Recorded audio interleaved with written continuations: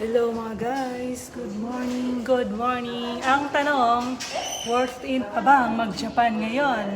Ay nako mga mare, worth it mag-Japan. Alam niyo kung bakit? Sa Pilipinas, wala ka namang trabaho doon. Kahit nakapagtapos ka, nakapag-masteral ka, maraming Pilipino, ganyan, tapos sa pag-aaral, wala namang trabaho. Mas mabuti na lang dito.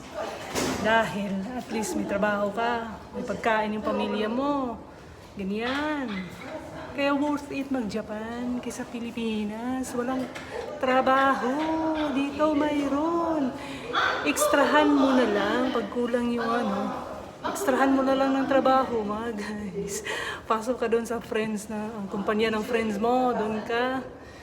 Tapos ang trabaho mo para may extra income ka. Ganyan ang buhay. Thanks for watching. Bye-bye.